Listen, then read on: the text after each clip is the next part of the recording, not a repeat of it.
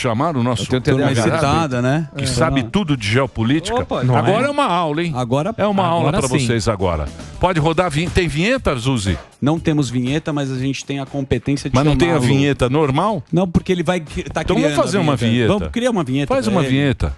Tá? Vamos lá? Então faz uma vinheta. Por favor, Zuzu. Marcelo Favalli, o nosso Favalli na PAN.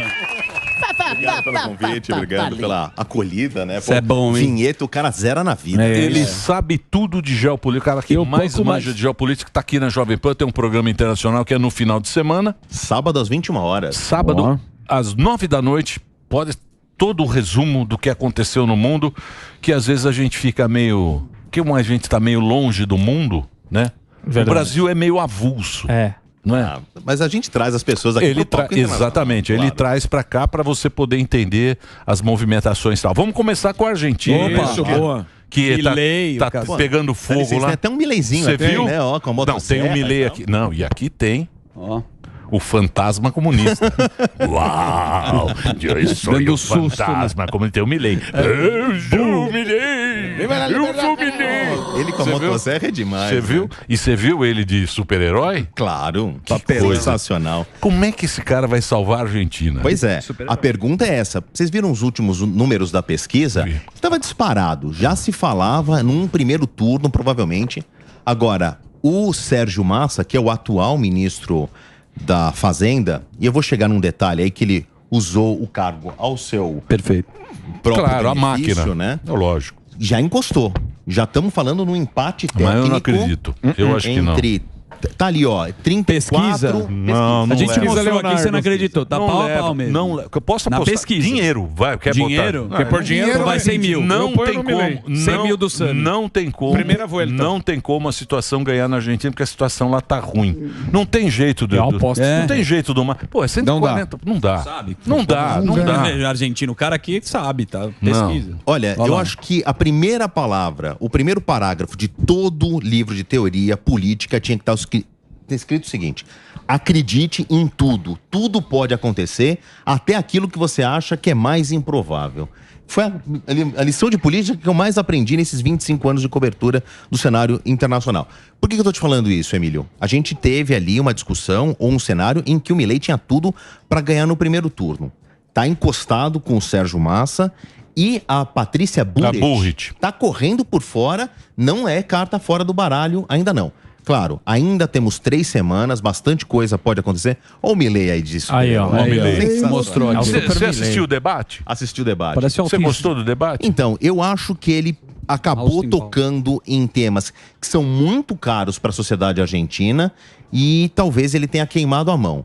Falar do Papa, de um país muito católico e principalmente mexer numa ferida aberta na Argentina. Se aqui pra gente dói, pros argentinos dói umas 10 vezes mais, que são os desaparecidos na ditadura. Sim. O número é muito alto, as cifras oficiais, ele fala, são 8.700 pessoas entre mortos e desaparecidos. Existem organismos internacionais que falam que esse número supera 30 mil, podem estar anabolizados? Como ele diz, tudo bem, mas isso é muito caro ainda para a sociedade. Existe uma instituição que são as mães da Praça de Maio, que agora viraram as avós da Praça de Maio, e elas são respeitadíssimas dentro da sociedade argentina. Ele foi cutucar isso, e aqui o Daniel me ajuda a dar essa leitura, e a comunidade judaica é super importante na Argentina. E ele também usou umas frases que acabaram incomodando a comunidade judaica.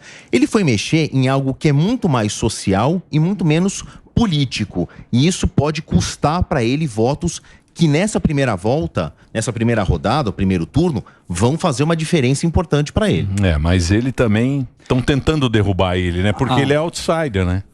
Mas a gente não sabe se é bolha também, porque a gente não tá lá. Você vê o cara lá no Insta... Não sei, hein? Agora, na sua aposta você vai ganhar. Vai ter... Ele vai pro segundo turno. Ponto. Eu acho que ele leva. Falou que ele leva no primeiro turno. Eu acho que leva no primeiro. Não. Eu acho que ele leva. Pode ser. Eu não consigo fazer essa aposta tão pesada. Bom, agora, por que o Sérgio Massa, então, nessas pesquisas, deu uma disparada? O cara estava lá atrás, na lanterna. Ele é o ministro da economia de um país que tem uma inflação de 124% e uma taxa de juros de 118%.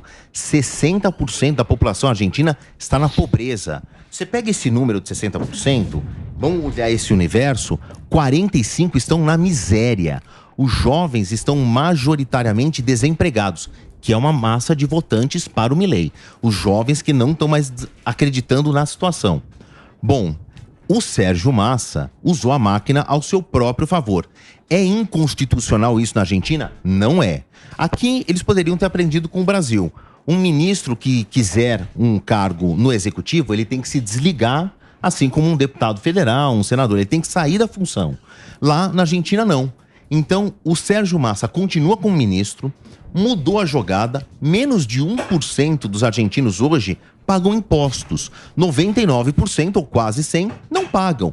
Significa que melhorou um pouco a situação daquela pessoa, daquela família, que agora tem um restinho de dinheiro no final do mês para pagar uma conta a mais ou, principalmente, para comprar mais artigos no supermercado. Qual foi o efeito imediato, Emílio? Daniel, todo mundo que nos acompanha. Os argentinos passaram a comprar mais carne, que eles adoram muito. Né? O que a gente soa como supérfluo, para eles está na cesta básica. O mate, o chá, o chimarrão deles, passaram a consumir mais. E isso fez diferença nas famílias. Então, por isso, ajuda a explicar por que o Sérgio Massa, com essas medidas, conseguiu alcançar o Milei. As minhas apostas hoje, eu posso mudar, mas é Massa e Milei no segundo turno. Mas você acha que o Massa leva? Aí o argentino é um jegue, né? Aí podemos chamar de jeguequistão. Como? Jeguequistão. Como é que você vai votar num cara, num ministro da economia que deixa a inflação a 140% e ele fala, eu vou ser um bom presidente. Eu tenho a solução. Eu vou ser um bom presidente. Agora é o seguinte, deixa eu voltar um pouco atrás. Falei que todo livro de teoria política tinha que começar com acredite que tudo pode acontecer. E o segundo parágrafo tinha que ser o seguinte: sabe quem é o eleitor médio? Como é que ele vota? Ele vota com o bolso. Não tem essa história de ideologia política e tal. Ele vota com o bolso. Tô escutando alguém que promete que vai melhorar minha vida e tô escutando alguém que me faz comer melhor essa semana, ganhou meu coração. Então isso ajuda a explicar. O Milei, nesse debate, cutucou em temas muito caros. Enquanto o Sérgio Massa, humildemente, vestiu as sandálias da humildade, falou, peço desculpas pelo meu governo, eu tenho parte de responsabilidade da situação, nós vamos mudar, me dê essa chance. E colou. O Massa é bonitão, o Massa é bonitão. Mas o cara ele é bonitão, mas ele é bonitão. Salvar, não mas importa. É que o final é a pergunta. Só fazer um break. Lógico. Posso fazer um break? Então vou fazer um break rapidinho. A gente continua batendo papo aqui com o Favale. Nas redes sociais, para você seguir, é Mar Favale com 2 L's. Favale com 2 L's, @Mar Favale, para você seguir o nosso companheiro aqui da Jovem Pan. Vai lá, Reginaldinho, manda bala. Mas, Favale, eu queria perguntar, você acredita mesmo em pesquisas depois que a gente viu aqui? Eu acredito em pesquisas, Morgado, pelo seguinte, a gente ouve aqui, os institutos de pesquisa aparecem a cada 2 anos pra gente, quando a gente tem eleições. E no resto, um instituto de pesquisa, ele é uma empresa, ele tem que sobreviver 12 meses por ano, todos os anos. Faz pesquisa do quê? Do que você quiser, você encomenda. Eu tenho uma fábrica de chocolate, eu vou mudar o sabor. Será que esse sabor aqui vai fazer sucesso? Você contrata uma pesquisa. Então os institutos são baseados em técnicas, em métodos, que cada um tem o seu, e juram que são verdadeiros. Quem está me ouvindo pode rir, mas eu juro que é verdade. Vocês podem dar um Google aí. Existe um fenômeno social chamado espiral do silêncio. Que é o seguinte... Do professor... Professor Olavo falava bastante. Eu acredito num candidato, mas que publicamente ele é execrado por parte da população. Eu não vou falar para um recenseador aqui no meio da rua, porque eu me envergonho. Sim. Ele fala, em quem você vai votar? Não sei. Não, ele sabe, mas não quer falar. Isso contamina a pesquisa. Na urna eleitoral, ali no silêncio, no escurinho da urna. No escurinho da urna. Ele vai lá e vota. Sim. Essa é a mudança, ou uma das explicações da mudança. De novo, parece uma ficção que eu tô falando, mas é verdade. Não, a gente viu acontecer. Não, é tanto que a gente viu acontecer. No Brasil, essa última foi se você lembrar a última eleição, ficou 2 anos, sei lá quanto tempo ficou. Ficou 1 ano, não mexia a pesquisa. Não mexia, é verdade. Era 10 pontos na frente, o Lula ganhava em todos os graves de todos os outros, em qualquer circunstância, tal, não sei o quê. Chegou o final da eleição, o que foi? Pau a pau. aquela eleição. Mas só a boca de urna eles dão a certa para poder... porque o povo esquece. Mas quando você vê, você fala, pô, já era essa eleição. Sim. Aí mas chegou tem um outro elemento, hein? Que a gente Isso não conta, pode, né? Ignorar. Que, claro, os partidos ficam salivando por aquilo. Você tem o candidato que lidera, tem X%, o segundo, terceiro e indecisos. Puta, essa margem é enorme. É esse cara que eu vou ter que mordiscar. E na Argentina tem uma característica igual à do Brasil. E outros 9 países na América Latina. É obrigatória a votação. Então, nos Estados Unidos, é muito difícil você fazer pesquisa, porque o camarada não é obrigado a votar. E o sistema lá é completamente diferente. Mas aqui, a pesquisa, ela vai te dando um norte, né? Na reta final, na competição, tem aquele split, né? Sim. Quem é que vai ficar com o indeciso e que até aquele minuto, ou na véspera, dizia: ah, eu não sou obrigado a votar, mas se eu não votar, eu só justifico e beleza, nem vou. Esse cara também muda de ideia. Total. Existe uma parcela. Às vezes são 2, 3, 4%.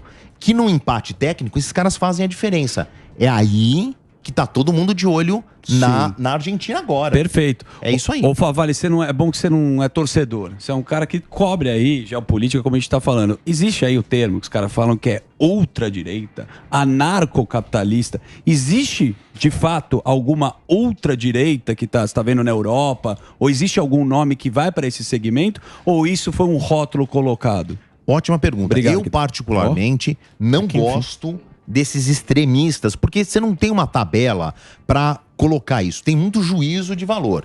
Então, eu prefiro olhar um espectro que você tem o conservador e um cara que é mais conservador e mais pegado a pautas sociais, a pautas de costumes. Tudo bem, vamos dizer que você tem aí uma esfera um pouco mais conservadora. Vou pegar essa tua pergunta para chegar nos Estados Unidos, que ontem aconteceu um fenômeno que jamais tinha acontecido em 234 anos, desde a formação do Congresso americano. O Speaker, que você ouve e você pensa que é um porta-voz? Não. Speaker é o nome dado ao presidente da Câmara dos Deputados. Quem é a maioria na Câmara dos Deputados dos Estados Unidos? Os republicanos. Certo. Então eles apontam, fazem uma escolha interna e apontam quem é o presidente da Câmara. Até ontem era um camarada chamado Kevin McCarthy, relativamente jovem para os padrões do Congresso americano, 58 anos, um cara da Califórnia, isso é muito importante, um speaker, né, um presidente da Câmara dos Deputados republicano da Califórnia, porque a Califórnia é majoritariamente democrata. Sim. Então você tem um republicano esse aí, que se destaca. Esse aí, grisalhão bonito igual nós. Você. Sim. Bonitão. É grisalhão bonito igual Grisalindo. nós. Agora ele pode talvez investir a sua carreira em modelagem, porque ele perdeu o cargo dele. Ele foi destituído. Nunca na história política dos Estados Unidos, que tem mais de 2 séculos, isso tinha acontecido. Tá bom, a gente tá falando de ultradireita, extrema-direita, conservadorismo. O que isso tem a ver?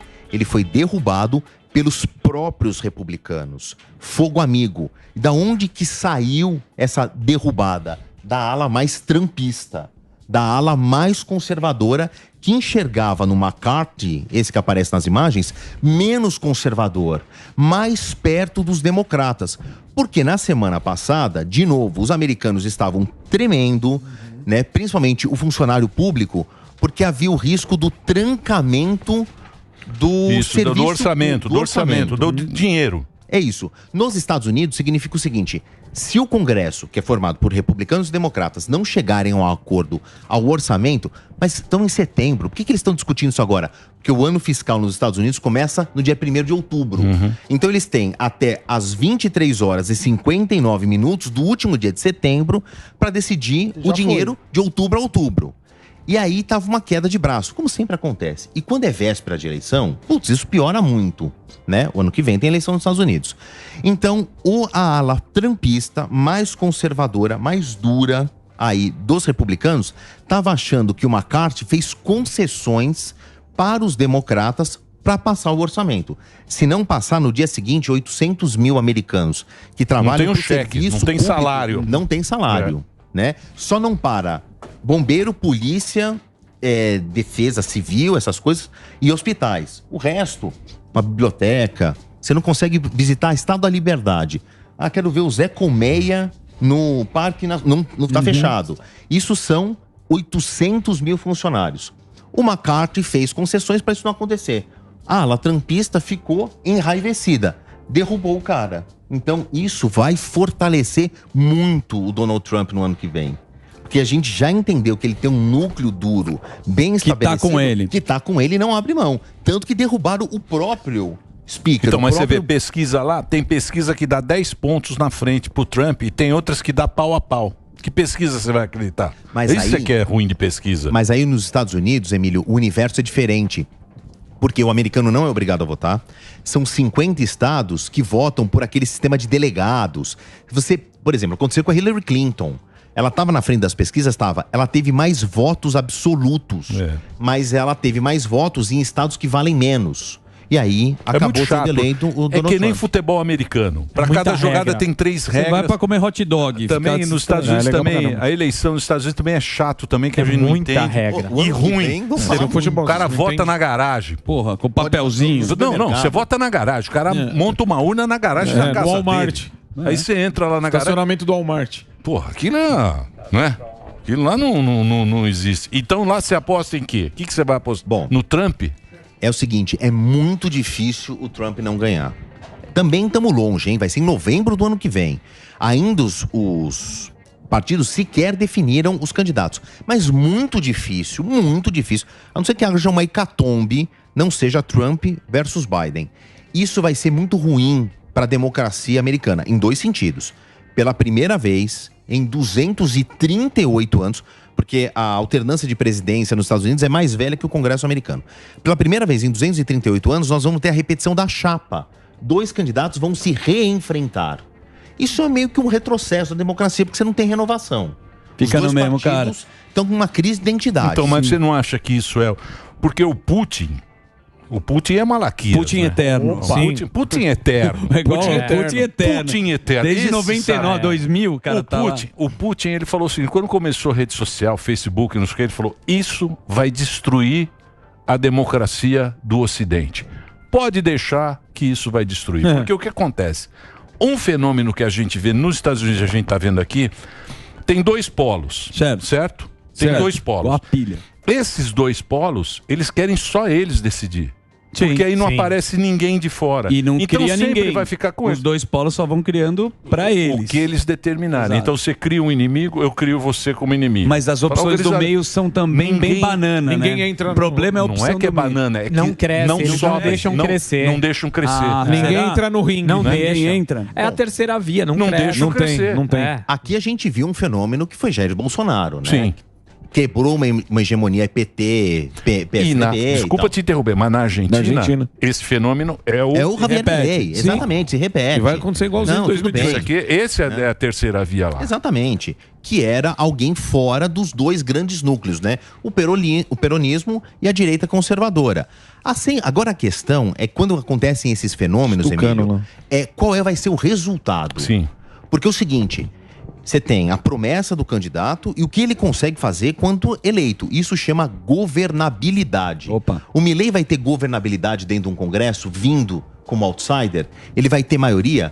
Por isso que a segunda volta, como eles chamam lá, o segundo turno, vai ser tão importante. Para mim, eu apostaria dinheiro agora. Posso perder, mas vou apostar. Javier Milei contra Sérgio Massa. Patrícia Bullrich, que é essa direita conservadora, apoiada pelo último presidente de direita que a Argentina teve, que foi o Maurício Macri, ela vai ficar com quem? Mas muito provavelmente com o Javier Milei. Claro. Vai dar governabilidade para ele. Porque esse apoio vem agregado o partido da Bullrich dentro do Congresso. Sim. A situação dele melhora. E se der uma terceira alternativa, for para o segundo turno, Massa e Bullrich? É pouco provável, mas não é impossível. O Milei vai ficar com a Bullrich, muito provavelmente. Mas isso vai agregar ou vai tirar capital político dela? É sempre um jogo de xadrez, né? A gente tem que olhar a foto agora. É Milei e Sérgio Massa. Se ele ganhar o apoio da Bullrich, que é muito o Macri provável, já sinalizou já. Ele vai ter uma governabilidade. Aí ele consegue botar em prática o que ele está prometendo. Voltando ao debate que aconteceu no final de semana passado na Argentina, o que é raro, é a terceira vez na história eleitoral da Argentina que tem um debate. Eles não tinham essa tecnologia. Eles importaram do Brasil. Tanto que foi uma equipe brasileira, há 3 eleições atrás, ensinar as TVs a fazer o esquema do debate. Ele prometeu o seguinte: vou enxugar o Estado, vou diminuir para 5 ministérios apenas, vou acabar com as autarquias, vou privatizar, vou exonerar o funcionalismo público, né? Perdão, funcionalismo público, e vou enxugar a máquina. Beleza. Promessa. E o sindicato? Cadê? Como é que ele vai lutar com um país muito... Tanto benefício social que tem na Argentina, que já foi adquirido. Tem muito sindicato. Por exemplo, que nem aqui, né? Aqui tentaram fazer essa greve aí, greve política. Não pegou, a prefeitura. Com certeza. Não pegou por quê? Porque o sindicato já vem diminuindo desde o Temer. Então você tem 6 anos que os caras estão enfraquecendo. Agora estão fraquinhos, aí querem voltar ao sindicato. A população já vê, fala, não interessa, eu quero o teu trem para eu trabalhar. E as empresas privatizadas estavam funcionando também, que esse é o lance. E só que na Argentina tem sindicato que você não imagina. Os caras param aquela avenida 9 de julho, lá eles põem as barraquinhas lá. Eles param a avenida e acabou, meu amigo. Agora, Favale... Desculpa, Morgado, onde que eu queria chegar? Assim como no Brasil, na Argentina também tem um centrão. Na hora que você diminui o número de ministérios e autarquias, para quem você vai dar para os seus afiliados políticos ali, em nome de apoio, dentro do Congresso? De novo, voltam ao termo governabilidade. Bom, por enquanto estamos aqui no campo das apostas, né? Milei eleito, ele sai do perfil de candidato e passa a ser presidente. Como é que ele vai tocar? São outros 500. Então, mas o que eu fico pensando é assim... Eu acho que esses fenômenos de Milei, de Bolsonaro, esses caras Trump, eu acho que as pessoas já não acreditam mais no partido, porque foi tanto tempo ouvindo conversa, porque o próprio Xurxo falava o seguinte: o que o político faz? Belos discursos e promete a esperança.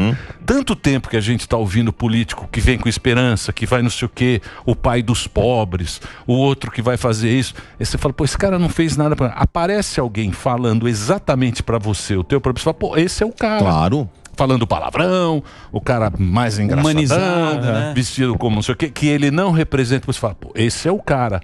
Só que aí o que acontece? Esse aí também frustra. Onde é que vai parar isso?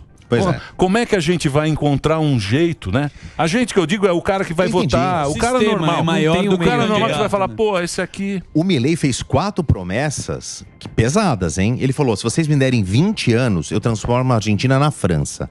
Se vocês me derem 25 anos, eu transformo a Argentina na Alemanha. Se vocês me derem 35 anos, eu transformo a Argentina nos Estados Unidos. Só que daqui 35 anos no poder, ele tinha que ser eleito 8 vezes. Essa mais 8. Não existe isso, né? A não ser que ele transforma a Argentina numa promessa do cara é o Putin, ele quer ficar 40 anos. Não dá. Quem tá ouvindo não fez essa conta. Falou, putz, finalmente, eu escutava do meu avô, do meu pai, que a Argentina vai ser o país do futuro. Esse cara vai trazer o país do futuro. Nós estamos numa 4ª geração que escuta essa história. Em 1910... Pô, tudo bem, faz um século, né? 113 anos agora. Em 1910, a Argentina era o país mais rico do mundo. Sim. Tinha uma expressão na França, em francês, e na Inglaterra, em inglês, obviamente, que é: ó, esse aí, ó, é rico como um argentino. Era uma expressão na Europa. Os caras perderam tudo. Hoje você tem a maior taxa de juros do mundo.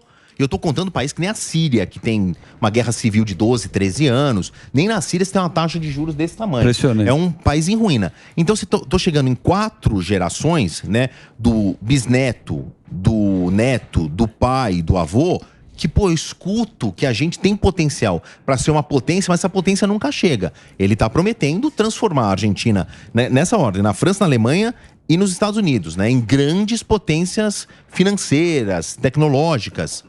Agora, para cumprir vai ser coisa. Favale, e essa atuação aí do Lula na operação de emprestar 1 bilhão lá para a Argentina? Inclusive o Milei postou falando, os vermelhos estão ficando malucos. Como que você enxerga isso daí? Porque a Argentina não tinha crédito. Fizeram via FMI.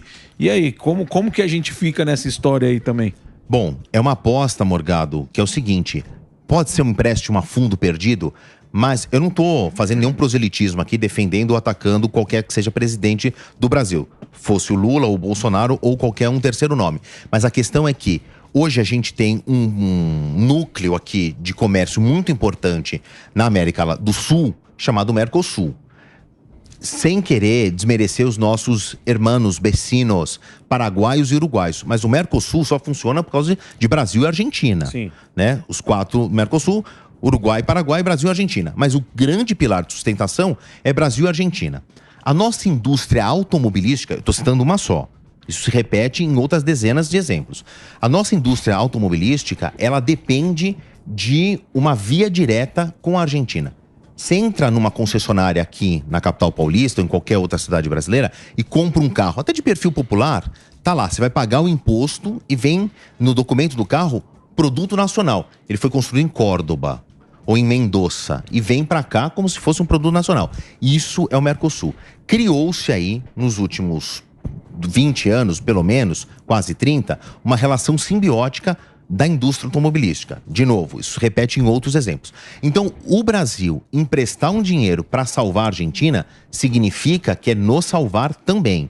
E esse é um empréstimo vinculado ao seguinte, Morgado: eu vou sustentar um país que está quebrado para garantir que os empresários argentinos continuem pagando fornecedores brasileiros. E numa aposta. Porque hoje... Mas não vão pagar, amigão. Já estão lá no FMI. Vai ser a segunda vez. Se não pagar, quem paga é o trouxa. Quem paga como todo mundo, com a Venezuela, a turma toda. Pode emprestar. É só do nosso, velho. Mas é isso. É diferente de emprestar um dinheiro, um volume gigantesco, né, num valor como você levantou, na casa de 1 bilhão, para um país que a gente não tem relações comerciais tão fortes. Milei também fala isso. Vou quebrar com o Brasil e com a China. Milei, são os 2 maiores parceiros comerciais da Argentina. Nessa ordem, Brasil e China. Quer dizer, é como você falar pro Messi, ó, vou te arrancar as pernas e continua jogando aí. Então, mas isso é conversa. Isso é conversa de palanque. Pois é, também acho. Então. Mas é o que o Lula fez e a gente não acreditou também. A turma que fez o L embaixo da mesa falou, não, isso é papo de palanque. E aí, ó o que tá dando. Pois é. Isso aí. Muito bem, tem mais perguntas? Eu quero um assunto polêmico aqui, cara. O negócio é o seguinte, não deu certo o sistema de imigração em nenhum lugar do mundo. A gente tem os Estados Unidos agora com o México, que você pode comentar. Claro. E depois você pode aproveitar para falar da Europa, porque abriu, né? E não deu certo. A gente vê que não dá certo. E aí? Pois é. Falando de Estados Unidos e México, tô falando de uma fronteira seca aí, que é um problema e uma solução para os Estados Unidos. Por que isso ficou importante? Porque os Estados Unidos estão fazendo uma campanha para evitar a imigração latina para os Estados Unidos, que eles meteram até o Kiko do Chaves. Mostramos aqui. Né? Meteram até o Kiko do Chaves dizendo, ó... Não é que ele dizia, não venham para os Estados Unidos. Venham de uma maneira legal, falando, não atravessem ilegalmente. Por quê? Tem uma fronteira ali, tem vários... A fronteira é muito porosa entre México e Estados Unidos por causa de vários desertos ali, principalmente no Novo México, no Arizona e no Texas. Só que tem um ponto de travessia que ele é, ora perigoso e ora ele é pseudo-seguro, que é pelo Rio Bravo. Então agora começa a mudar a temperatura. Os coiotes. Né? Os coiotes aproveitam que o rio fica menos caudaloso e eles atravessam as pessoas pelo Rio Bravo. É um rio que dá pé, então as pessoas atravessam a pé. O problema é que quando sobe a água de repente, arrasta uma multidão embora. Tem chegado na margem mexicana do Rio Bravo 1.000 pessoas por dia para atravessar.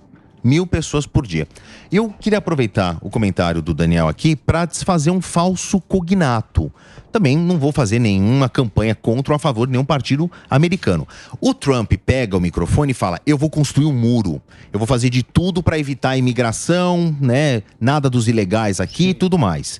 E aí, isso fortalece a campanha dele, porque cola muito bem entre os republicanos, parte do eleitorado desses indecisos dos Estados Unidos gosta de ouvir isso e atrai votos.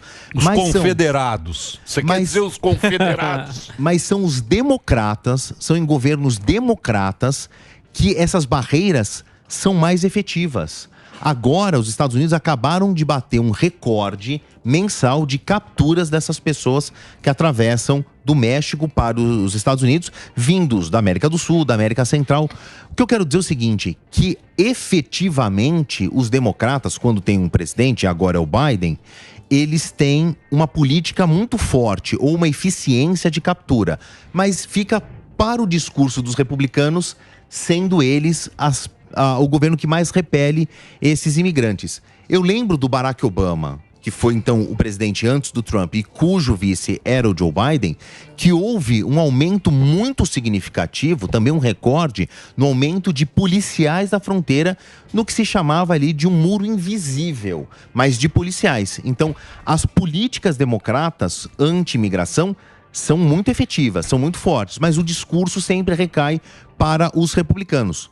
Né? O Biden faz um discurso mais doce, de acolhimento aos imigrantes, mas na prática não é muito bem por aí, não. O mundo ele tá sofrendo, pô. Você vê a Suécia, os caras... A Suécia... Que abrigou o que aumentou? Né? Da Síria, né? Do Iraque. E a Suécia, o sueco, ele se acha muito superior. Eu falo porque eu tenho... Tem um em casado. Somos todos europeus. Nórdicos. Escandinavos. Nós vemos vocês como os hunos. Sabe, é uma sociedade muito curiosa. Vocês brasileiros. Tropicais e exóticos. Tropicais e exóticos. Então, se você vier para cá, evidentemente, você vai se aculturar, porque nós somos superiores. Então, eles tinham essa ideia, que qualquer pessoa que for para a Suécia vai virar um sueco. Rapidamente. E não virou. E hoje eles têm as gangues. Nunca se teve tanta criminalidade na Suécia. A direita ganhou e agora eles falaram: nós vamos destruir as gangues. Só que você vê um sueco falando, ele se enfraqueceu.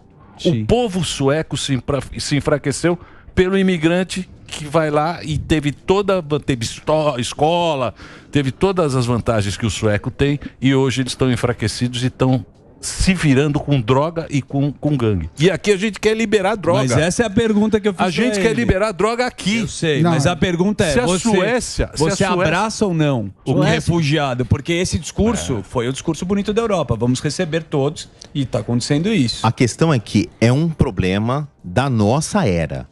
Né? Jamais na história da humanidade, parece que exagero, não, são dados estatísticos, jamais na história da humanidade, é muito longa, vamos pegar só a história contemporânea, depois de 1789, jamais houve tantos refugiados no mundo, nem na Primeira Guerra Mundial, nem na Segunda Guerra Mundial. A mundial é muito maior hoje, né? Mas o fluxo de pessoas, foi... Imagina, o Brasil na Copa de 70 era 70 milhões de pessoas. A gente tem 3 vezes 90 milhões em ação. Mas acho que a colocação dele é que o mundo inteiro está bagunçado.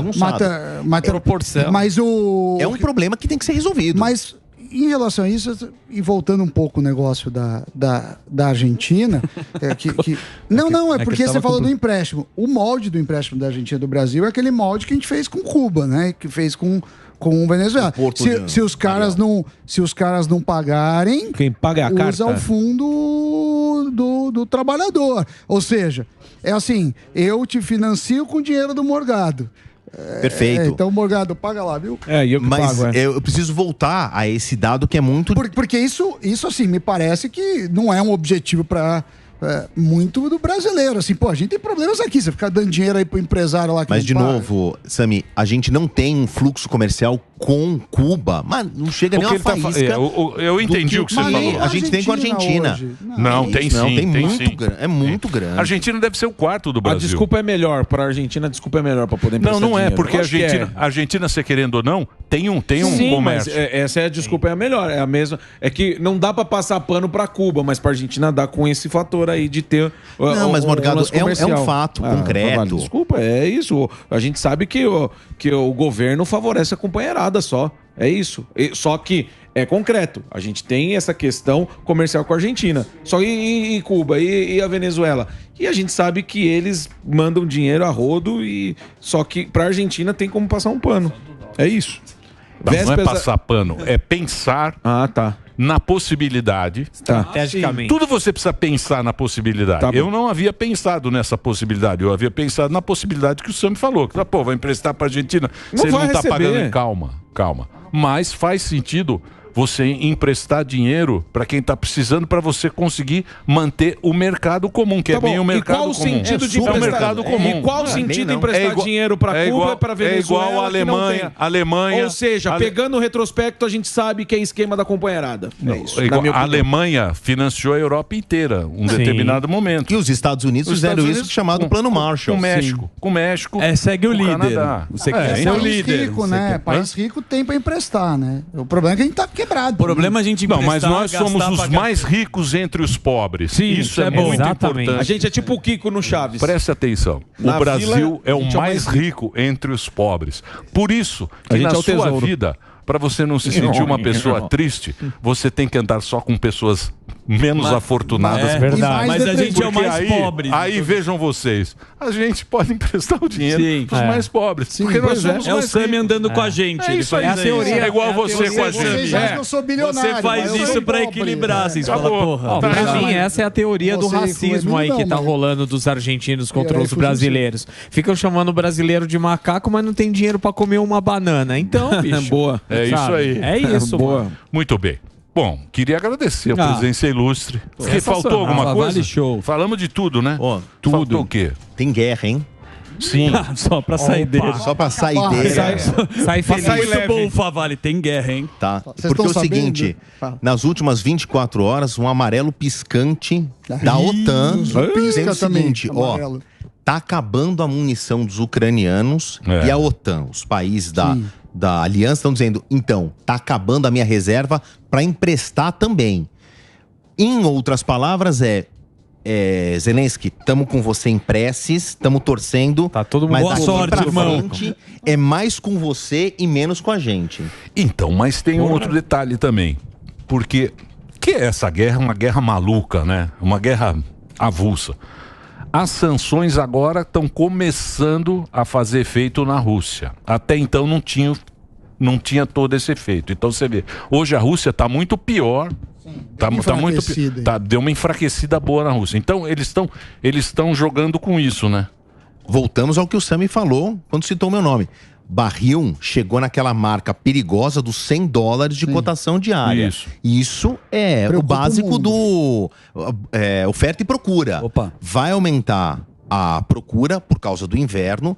É que a gente fala em petróleo para a Europa, calefação, mas a Europa usa combustível para gerar eletricidade. A Europa Ocidental não tem hidrelétricas.